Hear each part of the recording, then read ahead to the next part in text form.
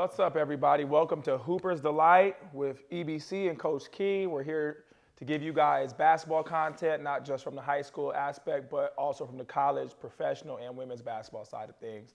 Not only that, we're going to expand on topics such as our faith, work ethic, the things that we do, how we impact the community, and the change that we're trying to bring to the Valley.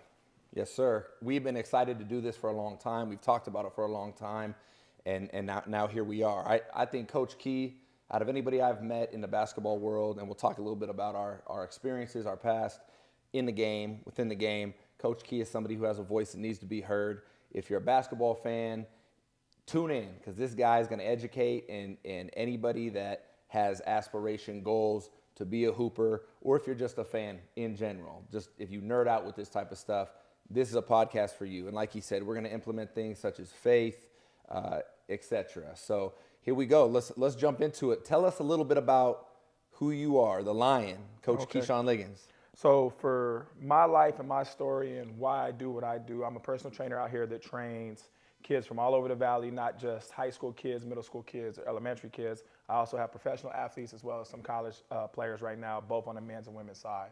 I have a lot of experience playing basketball. I've been playing since I was 5 years old.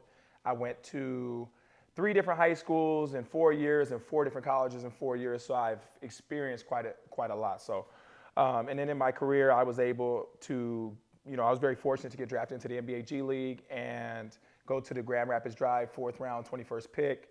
Our coach that came over, that was actually the head coach of the Pistons, got Coach of the Year with the Toronto Raptors the year before, and then he came to the Pistons. So I got to meet him. And Coach Casey. Mm-hmm. You Coach played for Dwayne Casey, yep. So Coach Casey. He was the head coach of the Pistons, which was the NBA affiliate that we are for. Grand Rapids Drive is now in Colorado, and it used to be in Michigan, in Grand Rapids. So I had my experience there. I got to learn and play alongside of some of these guys that are currently in the NBA and have had experience. At the time I was there, Derrick Rose was on the Pistons, Blake Griffin was on the Pistons, Reggie Jackson, Luke Kennard, Bruce Brown. Those guys were on the Pistons, and then our G League team was a little bit different. We had Zach Lockton and Keenan Evans as our two-way players, and then we had a bunch of guys from all over that were selected and picked up on the team. And so I was there for the training camp.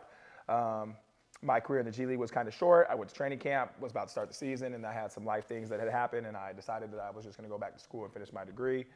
In college, I was fortunate to get Player of the Year, as well as I finished second in National Player of the Year. And I broke a ton of records at my school, was listed on all different types of All-American teams, and I just have a lot of experience over the course of time, not just from playing, but from training as well. Yeah, absolutely. So been there, done that. Yep. You could say, at every level. I myself, I'm a basketball junkie. I'm a coach's kid. I grew up with the gift of passing the basketball. Yep. The Lord has blessed me with the ability to pass the basketball. I set some assist records in the state of Oregon. I went to 2 different high schools, started varsity as a freshman, 6th man, started a few games on a very successful team. Transferred high schools after 2 years to a little bit more competitive level, the highest level in Oregon at the time. Led that team to their first district championship over a Kevin Love-led Lake Oswego team. Actually played against Kevin Love in high school. We beat them out for the league championship my senior year. I got to go play at University of Oregon. Like I said, past first point guard, high IQ, really understand the game within the game, see things happen before they happen, and just love the game of basketball, love the pace, love the ability to be creative. That's why I love basketball more than I love a sport like baseball. Baseball may have been a better sport for me. Basketball was my love and my passion because of the way I was able to express myself, and we'll get into that, I'm sure, at some point, the ins and outs of the game, how you can express yourselves in different ways. But yeah, past first point guard, went to California Lutheran University down in Los Angeles, right near UCLA, over by Pepperdine and stuff. Went there for a year, played for Coach Rich Ryder, who used to be at Boise State, was there for a year. Didn't work out for me because of some life issues as well. Went to Oregon State, put on 20 pounds of muscle, knew some of the coaches. I had a club teammate that had signed with Oregon State. Some guys I grew up with were over there. They lost the point guard that they had brought in from Serbia towards the end of the season, gave me an opportunity to walk on, was with them for the spring and summer working out, got there the following year, and was ineligible because of my grades at Cal Lutheran the previous year. Once again, life situations, but had an opportunity to be a part of a program up until I found out I was not eligible. So went and hit the JC scene for a little bit, and ultimately ended up getting out of Oregon, going down to the Bay Area, and ended up playing baseball to end my college career, try to get back into baseball. But basketball is my love, my passion. I've started 2 club basketball teams, one in Central Oregon, one out here in the Valley, out here in Boise, Idaho, and not doing it any longer, doing this. I've done some media stuff, but love the game and love you, love hanging out with you, love talking ball with you. And we've been doing it for the last, 4 years since you caught me at the very start of me doing the EBC media thing. And one of my favorite things to do, man, is talk ball with you. Mm-hmm. So this is a pleasure. Shout out to our guy, Caden Procise, who's behind the scenes here, CDN Productions. Give him a follow.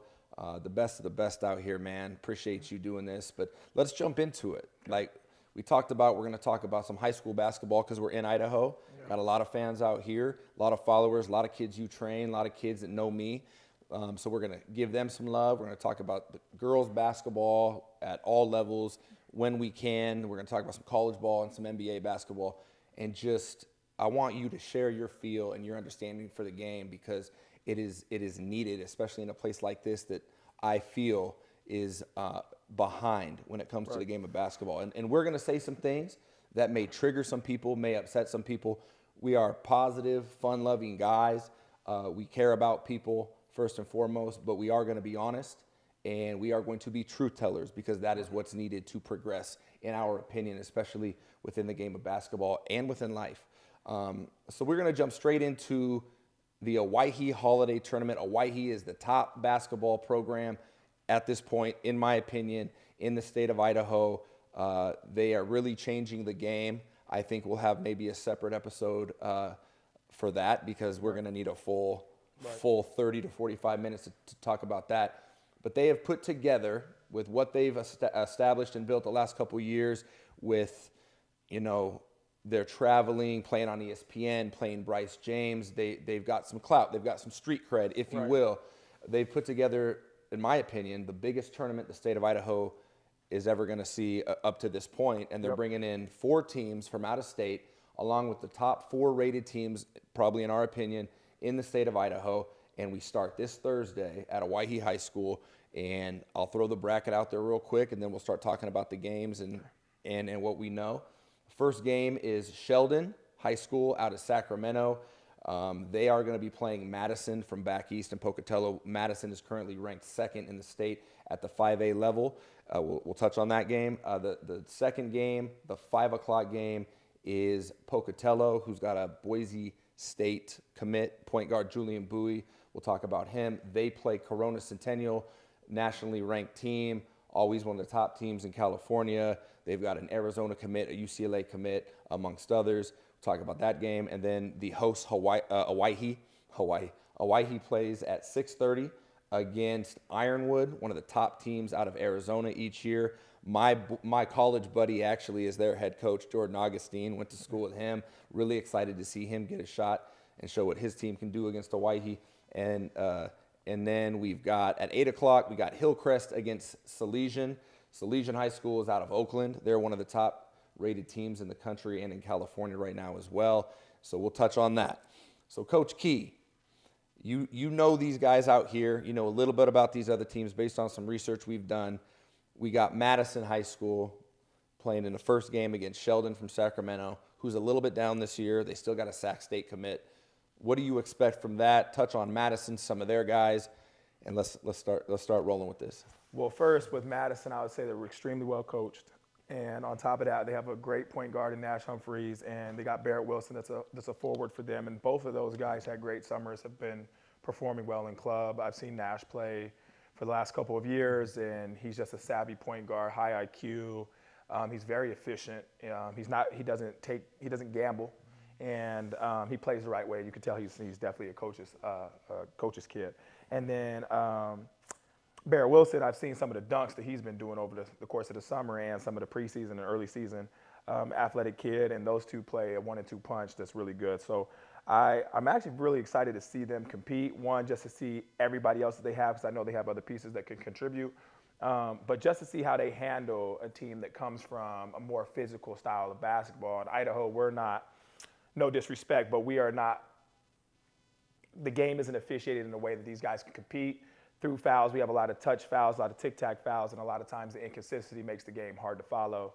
And so it's going to be a little bit different for a California team to come here and try to play according to how the refs are going to call the game. So if they let them play, I feel like they'll be able to, survive and not foul out of the game or get early foul trouble. But if they call it how we're used to seeing it, it's going to be a little bit more finesse, more so than just power and brute strength. So I'm excited. Does that benefit the Idaho teams if it is officiated and played more finesse? In your opinion, is that going to benefit the 4 Idaho teams against these 4 teams from Arizona and California that, like you said, they play? It's a different game. It's a completely different game. Is that gonna benefit these Idaho teams or not? Well, in my opinion, I think that it does, just because when you come from a different place and you're used to playing hand check basketball, you're used to playing where you can ride somebody down the court and not be a foul, where here it is a foul, or where the most common call here in Idaho is a charge.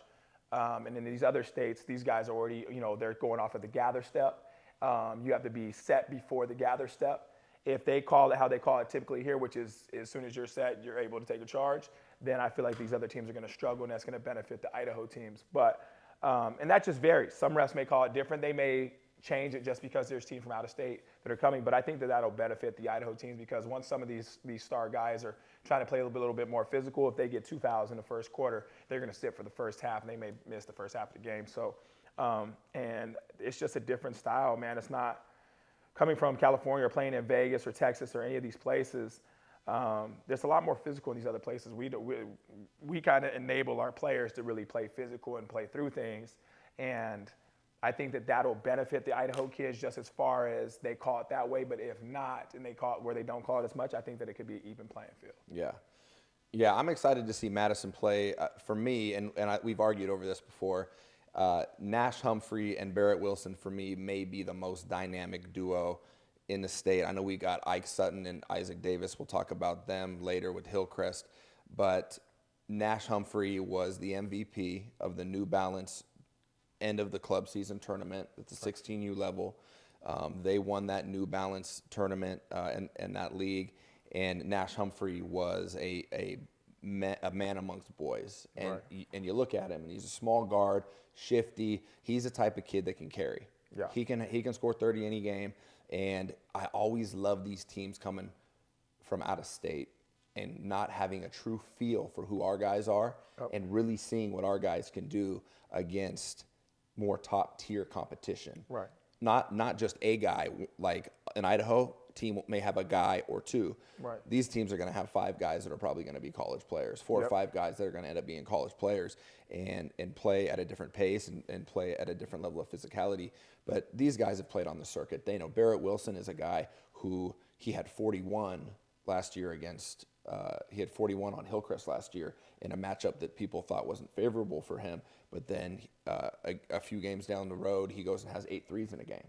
He has 41 at all 3 levels, and he hits 8 threes. Barrett Wilson's a Division I hooper for me. Right. But especially with the mental toughness, his body's going to fill out. He's going to change. I believe he may go on a mission for 2 years, which can be extremely beneficial. I'm excited for Madison. I think Madison actually wins this first game. I don't know enough about Sheldon, but I know that a guy like Nash and a guy like Barrett, I believe they're going to put on a show for us. So have the cameras rolling in that game, because I think Madison is going to show why they're the second-ranked team in Idaho at the 5A level and why they may be the team that can give Hawaii the biggest challenge at the 5A level. Right. So that being said, and also shout out Chase Crane. Chase Crane is one of the best on-ball defenders in the state. He's gonna get a shot to experience some different type of athletes in this. And I'm excited to see how Chase Crane does. Football, basketball guy, comes from a really tough, hard-nosed family with a lot of athletes. I'm excited to see what Chase Crane can do. I got to give him a shout out. Game number 2, Corona Centennial, who's the biggest name, I would say, in this tournament. They've been ranked nationally in the top 10 the past couple years. I think they're number 42 currently. They've got an Arizona commit in Carter Bryant. They've got a UCLA commit as well. And and they bring it, and they're tough, and they win Section 7, and they are. I'm excited to have them, and I'm excited to see what our guy Julian Bowie can do against a guy that looks a little bit more like him. Right. We saw what Bowie did a couple weeks ago against Eagle and Meridian, who are two top 5A teams, 30 both games, Right. and dominated, was clearly the best player on the floor. Pocatello's got some pieces. I want to see what the 6'10" kid Oliveris can do against some guys that are going to push back, that he can't bully. Right. And then, Kessler Vaughn, their point guard, who's their heartbeat. How is he going to respond to guys who are as hard-nosed and tough and chirpy as he is? Right. It's going to be, I'm really excited to see how Pocatello shows up and responds, because they're going to get punched in the mouth. Right. And we haven't necessarily seen that yet. What do you think about Julian Bowie, first of all, as Boise State's future point guard potentially? At least maybe not point guard, depending on our conversation here, what you think. But Bowie against Corona Centennial, that's I'm excited for that, bro. Right. I sleepless nights until that game. Right. For me, I think with that game is going to be how physical can Pocatello be. And then Julian, from an offensive standpoint, is he's as good as you can see out here, and can shoot the ball extremely well, has infinite range. His elevation on his jumper and his overall athleticism is of the Division I level. So right now, I know that he's hobbling around a little bit, had a little football injury, but if he's fully recovered from that, I expect a huge game from him. And the Pocatello guys are tough. Anybody that's from Pocatello and in that area, they're tough. That's Tough where you kids. from. And, yeah. That's where you from, So, my guy. There's a lot of tough guys out there, Yeah. and it's because of, it's not, everything is not handed to you. Like out here, there's more things that are handed to you. In Pocatello, you have to go get it out the mud. So I think that Pocatello is going to be really exciting. However, playing against Corona Centennial with Carter Bryant and those guys, with two high major Division I players, their size, I think, is going to be an advantage for them and how physical that they're going to be. If they're out physical and they out rebound Pocatello, I think it's going to be a struggle. And it just depends on, is the point guard from Pocatello is hitting shots as well as Bowie. If they're hitting shots, it can cause a run. It can be a little chaotic, but I think in the end, I think Corona Centennial is going to have too much size, too much power, and I don't know if they have enough depth on Pocatello to continue to guard those bigs that they got. Yeah, Pocatello's got a couple other pieces. Parker Smith's a guy that I've seen hit 5-6 threes in a game. He didn't play as well as I've seen him when he came out here against Eagle and Meridian, but Parker Smith is a guy that in a game like that needs to hit shots. He's going to get shots. And then they got big body off the bench. Don't remember the kid's name, but about 6'5", 6'6", football-looking player. First game he played, I heard he hit 3 threes. He's going to need more time in this game. He's going to have to be on the floor because this is going to be a different animal physically, like you're saying. And you got an Arizona and a UCLA commit. Like, it's time to show up and show out. So Pocatello is going to get tested. Corona Centennial, if you were to ask around or you were to put money on it, is the team most people would probably put their money on to win this tournament. Yep. Right? Just based on who they are and their prestige and whatnot. But I'm excited to see our guys, Julian Bowie, get to play against some future Pac-12, even though, rest in peace, the Pac-12 is gone. Pac-12 level guards and athletes. So that's going to be a fun one. That's the second game at 5 o'clock at Owyhee. The first game, Madison and Sheldon's at 3:30. Let's jump over to the nightcaps. Owyhee, the host, they play against Ironwood from Phoenix. My boy Jordan Augustine's team. They've got, I believe the kid's name is Aaron Gift. He's got some offers. Embry-Riddle, some schools like that, some high-level NAIA schools. He got some Division I's from what I hear. You kind of circling around, seeing how things go for him this year. They get Owyhee at home. Plenty to talk about with Owyhee. We like I said, we could do a full episode on that team. What do you expect here from one of the top teams from Phoenix, Arizona, who they won a state championship, I believe 2 years ago, and they always finish. They're always at the state tournament. Right. Arizona is a very underrated state for basketball, high school basketball, high school athletics, in my opinion. Yep. What do you expect here? For me, I played basketball my junior year in Arizona, so I know the level of competition that's out there and how good these guys are. And some of these guys, a lot of guys from Arizona, they get overlooked because there's so many talented guys there. And if you go to these top schools like Perry and some of these other schools that are out there, you get more eyes on you. So with Ironwood coming here, it's going to be a little bit different. The conditions of the weather, how are they going to adapt to the weather? How are they going to adapt to just the level of play here? And especially playing out against the YU that's hosting the tournament, that's going to be a packed house, that's going to have their student section there that is, in my opinion, the best student section in Idaho. And so I think a big thing for Ironwood is can they defend the entire game consistently on every player that comes in the game for Hawaii. I think that Hawaii has so much depth, and right now, realistically, they have 7 or 8 guys that could start. And if those guys went to any other school, they would be starters and probably the star player at any other program. So with those guys that they have, and then on top of having USC commit Liam Campbell, who is really improved from the time that he got here all the way until now. He's put on weight. His offensive bag is more than just bully ball. He has post fades. He has mid post work. He can shoot the three. He has good footwork, good preparation. Now, even what I've seen the first game they played against Eagle, he's a willing passer now, where he'll pass out of traps, he'll pass out of doubles, and make the right play. He was super efficient, 8 of 10 against Eagle, and he didn't seem like he was even trying that hard. So I think that's somebody that you got to stop. And then just those other guys that they have, from Logan Hosfight to Bodie Howe that came from Oregon, that is a big-time player, and also Jackson Rasmussen, that those guys all have Division I looks and interest. So it's kind of who can you stop? And they got guys from Jace Allen that can come in there and hit you with threes or create shots for everybody else to make the game easier. Cam Downey coming in being feisty, and Jackson Rogers, who's just a dog and is always in the right spot. So they have so many guys that can come in and impact the game. There really is no drop-off when they're playing. And the guys that how Coach Harrington subs in these guys, there's always guys that have chemistry and have a good flow. So, and their defense was the most impressive thing to me in their first game against Eagle, is they were smothering. They were smothering everybody. They were playing the right way. They weren't playing cheap, and they were playing hard. And that's, I think, the biggest key for them is how consistent can they play hard the entire game. And whether shots are falling or not, if they keep the level of pressure up that they've been doing and defending how they defend, I think they'll win this one. Listen, I agree with you. And Ironwood, I'm talking to Coach Harrington, talking to Coach Graham, talking to these guys. Ironwood is going to be scrappy. They're going to be tough. They're going to be physical. They're going to expect to win. They're well coached. Like I said, a couple of these guys won state titles, a state title. But Hawaii at home, they need to shoot the ball well. They're obviously going to focus on Liam. These are going to be different types of athletes, and maybe an Eagle has or Meridian, teams like that. But Liam knows. Liam's been there. That's why he's a USC commit.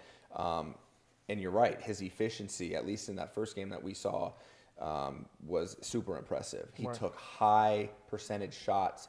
He let other guys create. The addition of Bodie Howe from Medford, Oregon, with the Portland State offer, the junior 6'4" guard who can also play on the wing. To have another guy like that can pop in an instant. He had 53 points in a game as a sophomore at the 6A level in Oregon. I don't care who it was against. That's impressive for anybody. Right? To have another guy to alleviate the pressure from Liam in that way, which he has not had. Jack Payne was not necessarily a score first guy. He's at Colorado State. Jack Payne was an incredible facilitator and a human highlight reel. Bodie Howe is another guy that can fill it up and take pressure off of Liam. If Liam's not going or is not finding it, Howell's there, and he can take on that role, and he'll simplify the game for Liam, which makes him, for me, so dangerous. You've got Logan Hosfight, who can also go for 40 any night like that in 3 quarters. He's that type of guy. The transfer from Mountain View, who, in my opinion, should have been the player of the year last year as a freshman in the league. Nothing against our guy Liam. Liam also deserved it, but Mountain View won that league outright. Okay? They didn't win the district tournament. They won the league outright, and then he comes over. And he came over for a reason. This is something we'll talk about later. He came to be in this position, surround himself with these type of guys, like-minded guys who have the same type of goals, who are on his level. And I think we're going to see him break out at some point, because he hasn't broken out yet. They've only played a game. They played a night against Rocky Mountain. I hope he can find a flow tonight. But he's going to have a game where we see it. We see that Division I potential. That killer he is. He's your guy. He's your day one. That's your guy. And so I'm excited for him. I'm excited for him to continue to develop other aspects of his game, his ability to create, simplify the game for other players. But his defense has been the single most impressive thing I have seen. He picked up Russell Gibson, who's probably going to be a first-team All-SIC guard, and he dogged him 94 feet. Right. And at 5'8", 5'9", I heard you said it recently on a post. If you an undersized guard, if you're not dogging 94 feet, right, you're doing yourself a disservice. Yep. And you're shooting yourself in the foot. Yep. He's obviously listened to you. It was impressive. I can't wait to see him do it against some dogs. Right. To see what he Right. can do against Division I type of talent Right. and speed and quickness, for 3 straight days. Right. So Hostvite, Howell, Campbell, that trio, you're probably not going to find a more dynamic trio. Rasmussen too. Yeah, and we haven't even got there yet. Right. For me, Rasmussen with the Washington State offer just got done with an Idaho visit. Idaho State wants him. Like, he's 6'7". He's more of a wing feel for me, but he can bully inside, and that's what he'll do in Idaho this year. Yeah.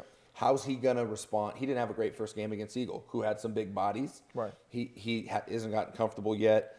This is a big week for him. Right. I think even on the recruiting circuit, Right. I think quietly this is a big week for him. I think they need to implement him more. I think he needs to find his rhythm, which he will. He can shoot it. He can facilitate if he wants to. He's good on the block. He's crafty.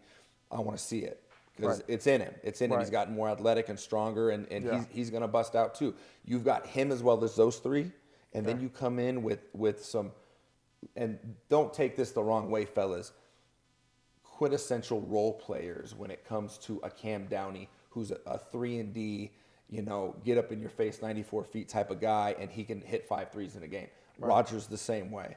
Right. And they both got good They're size, tough. They're good just physicality. tougher than everybody else. And Gino Ariema said it recently. He said he keeps hearing people say, like, oh, they're just going to be good role players. Everybody has a role, and that's what makes a team great. Right? Cam Downey does not have the same skill set as Liam Campbell, but he enhances Liam Campbell. Right. Liam enhances his game. Coaches look for all these type of guys. Right. You know that. Right. And then we got who I think is the purest point guard in the SIC, who came off the bench in the first game, Jace Allen. I don't know if there's a better facilitator than Jace Allen in Idaho. Just pure, true, high IQ facilitator. He got a strap. I know there's guys like Russell Gibson, Hostvite can facilitate as well. You got guys like that. But Jace Allen, for me, not just because he's my guy, my family, but man, he changed the game when he came in the other day. The whole flow. And he can defend. And he can defend. And he can defend. Right. And if he can do that, he got a Carroll College offer. Right. He's Embry-Riddle's looking at him. NNU, the D2 school down the road, is looking at him.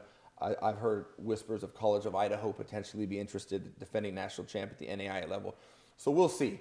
I could talk about Hawaii all day. There's other guys as well. Parker Leaf had a great first game for them. Yeah. But I want to see what they can do against Ironwood and then potentially Hillcrest or Salesian day 2. Right. But I got a Hawaii in that game because it's at Me too. home. Me and too. I think these are the games that they build their program for, and they've changed the game out here in Idaho for. These games, I think they're going to be ready. Right. So the last game of the day, Hillcrest versus Salesian from Oakland, who got a bunch of dogs. Right. What do you think about Hillcrest, Salesian? They think they're ranked 7th in the state of California right now. How is Hillcrest going to match up against guys like that? I like Hillcrest just because of, one, they've played together. This is a team that's won, 2 state championships back-to-back now? Back-to-back. And they're a team that their chemistry, like if you watch anything about them or see any media post on them, those guys love each other. And you can see, you can feel the energy. You can see it from just the videos that you see. Ike Sutton, one of my, man, I love Ike Sutton, his older brother I played with at Idaho State. And so shout out Lyle Sutton, Sutton Media, that's my guy. Yes, sir. But I love Ike's game, his ability to score, and he's just crafty, and he has a million ways that he can score. On top of how his chemistry with Isaac Davis, who to me is probably the best athlete in the state, at least the best dunker by a mile. And those two together on top of the wing shooting that they got, and they can stretch the floor, they've been together, they know how to play, they know how to defend, they love each other, the team's chemistry is high. I think that playing against the Oakland team, though, is a little bit different challenge. You're going to have a team that comes in that's tough, that's tougher and scrappier, and is going to talk a little trash, and are you going to be able to respond to that? And for me, the biggest part is when these things are happening, when they're picking you up, they're being scrappy, they're fouling you, talking to you, or you're going to lose your cool.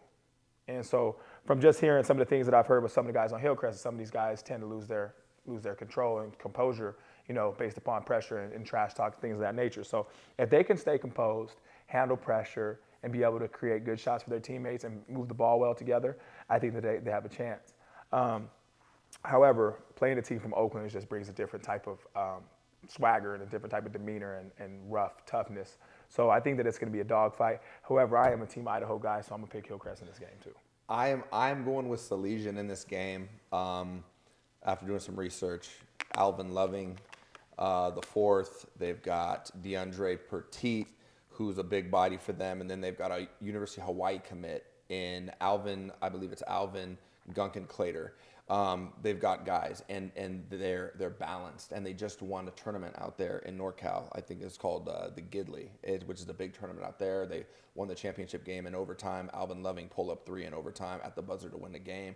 So they've already won a tournament against probably as good of, if not higher level competition. They beat Branson, who's a real tough team in the title game there, and they're coming over, and they're bringing that swagger. And right. and you know they're bringing that hyphy life, and right. they're gonna come over and they want to put on a show for us right. out here in Idaho, and so does Hillcrest, and Hillcrest is not afraid.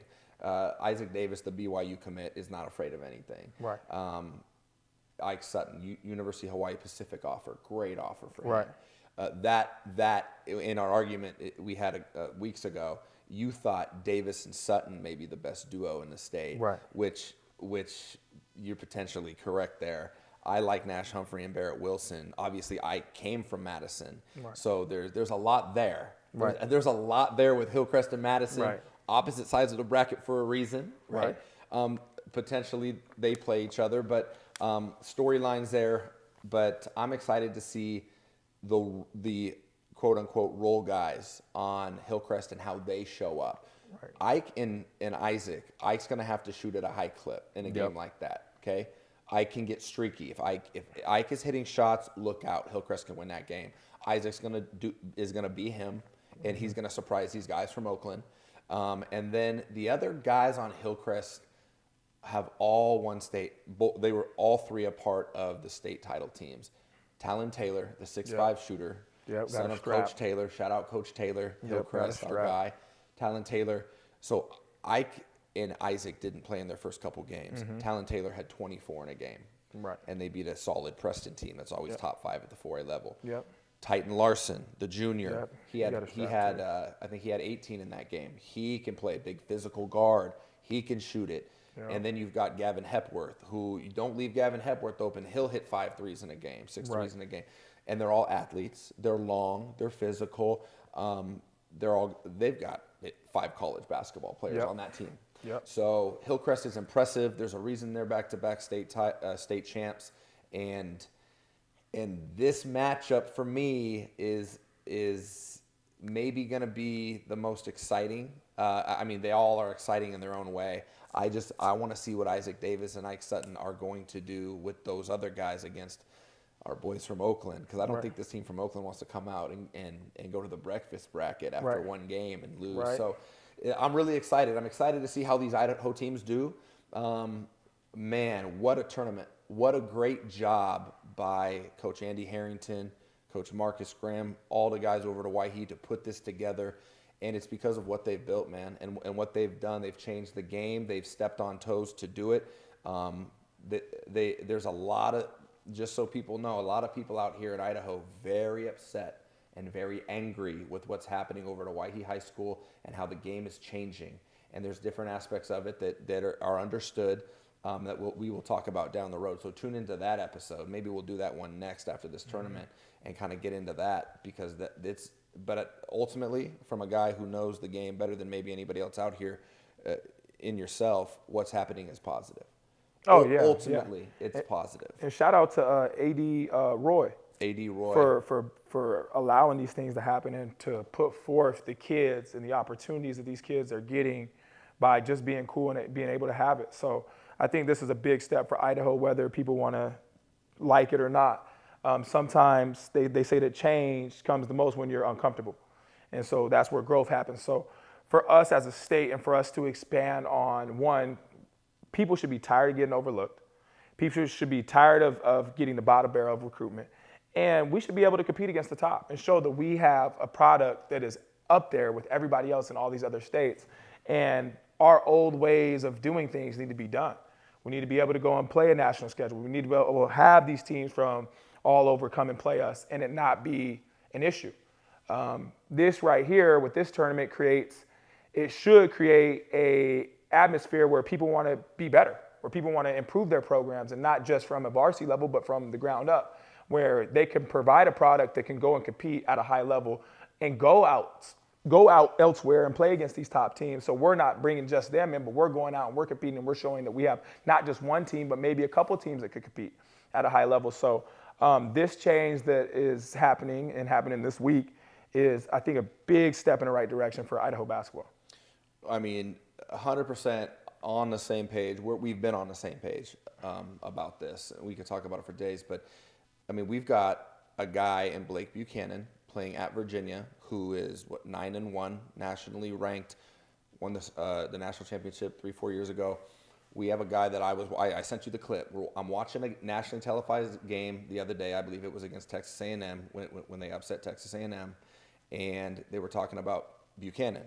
And one of the announcers, former NBA guy, forgot who it was exactly, was talking about Blake and his recruitment and how he got to Virginia from Idaho.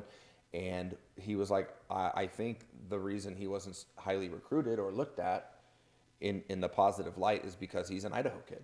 Right. And for me to hear that was like, well, there you go. That's why the change is needed. Right. That conversation needs to stop. We've got USC out here. Right. Okay. We've got guys. The growth here from a real estate standpoint, an economical standpoint, this is one of the fastest growing places, right, and most popular places to move in a country and to live. And if anybody needs help on the real estate front, I'm a real estate agent. Hit me up. but anyway, this is a great place to come raise a family, kids to be. It's safe, second safest city in the country. So people are moving out here. Okay, there's a lot going on in the country. People are moving out here. And the athlete is changing. It has been changing. Right. Okay, Bowden Howell came out here. Right. He got out of a place that was uncomfortable for him. He's like, I want to come to Idaho, Hawaii. I want to be a hooper. I'm going to Hawaii. People are getting upset about stuff like that. A culture has been built. Okay, like you said, there is an atmosphere over at Hawaii High School from Principal Rice to A.D. Roy to all the sports programs. Back-to-back state baseball championships, their first 2 years in existence.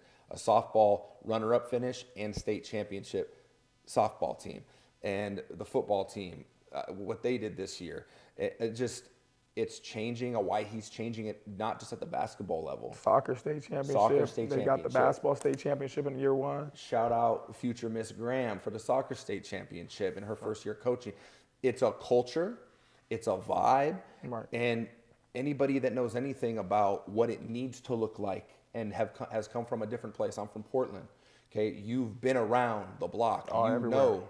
Okay, it looks different than what it looks like here now. Right. That's what we want to talk about. Right. We want to share things that we've learned and we've seen to benefit this state in how to improve. And Right. it's and no negativity behind it. It's supposed to be a positive thing, and people are, like you said, it's going to be uncomfortable. It's going to be hurtful in some ways for people based on perception and all that. But I'm excited about it. Right. It's happening. Here we are. We get this tournament. People who come see this tournament are going to understand this is different. Right. This is different, and that's what Hawaii's doing in a nutshell. And they're building it, and we support it. Right. Talk about that more later. We're also going to talk about on this podcast girls basketball, which is blowing up. Angel Reese, Caitlin Clark, girls like Avery Howell out here who is potentially going to be wearing one of them jerseys you got on soon. Right. Boise's, Idaho's top player, I believe is going to be a McDonald's All-American. If the whispers are true, that would be incredible. Right. Not since Destiny Slocum have we had, and I think Destiny was the first. Yeah. Avery's potentially going to be the second. And in this tournament, we've got all these D1 commits, all these college athletes. Girls basketball, I believe in the 2024 class, I believe there's 15 Division I commits right now in the state of Idaho. It needs to be talked about. Right, That's more than the guys. Right. It needs to be talked about, and then we'll touch on college basketball as well, which you're extremely familiar with and passionate about, and of course NBA, which everybody loves. Right. And so we're about out of time on this one. We don't want to go too long and bore everybody. But a couple more questions before we end here. From a college scene, girls or guys, give me your top college girls player that you enjoy watching and your top male player.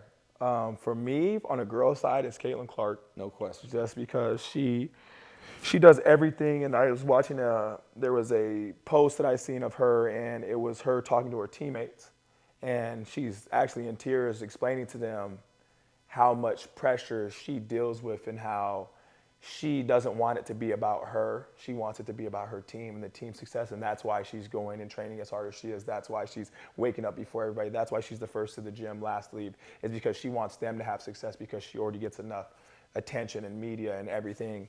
And, she doesn't want her teammates to think that because she's this big icon and this big star that they don't matter. And they do, and that she wouldn't be in a position that she's in without them giving her the ball, without them believing in her, without them trusting her and the coaching staff believing in her. So for her, she's one of those people that, for me, watching a person compete, she's a winner. She wants to win. She'll do whatever it takes. From being the first player to have 3,000 career points on top of 750 rebounds, 750 assists, that right there is an accomplishment. To me, there's the biggest accomplishment out of both male and female basketball.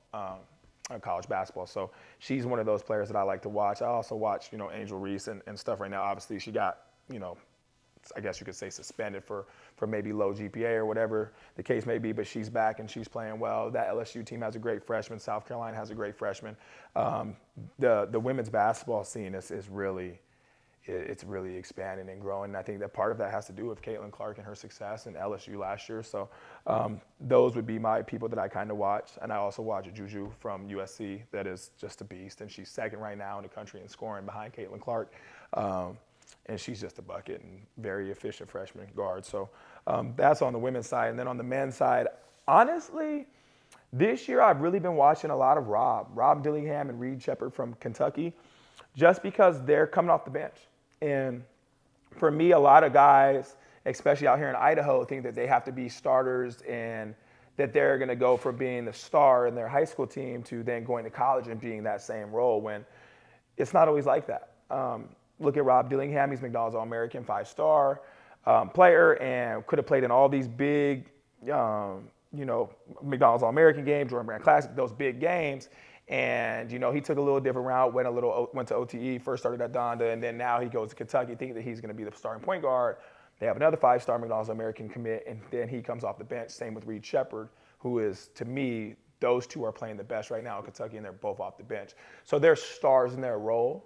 And for me, that's something that I enjoy to see, because that's guys that are team first. If you're able to come off the bench and still produce and have great energy and great positive vibes to the rest of your teammates, that's a huge thing that stands out to me. But overall, in college, I've been watching them a little bit. I've been watching Arizona with Caleb Love and seeing how he's doing and seeing the different change. I'm a big UNC guy, so seeing him leave and him going over to Arizona and still thriving is good to see. However, his tenure at UNC was a little bit different. But looking at UNC, I'm very kind of, I guess you could say, disappointed a little bit, just because as a UNC guy, we typically recruit the athletic big guys or bigs, and we don't really focus on three-point shooting. And I think that that's something that would really expand their success, even though we are very successful at what we do.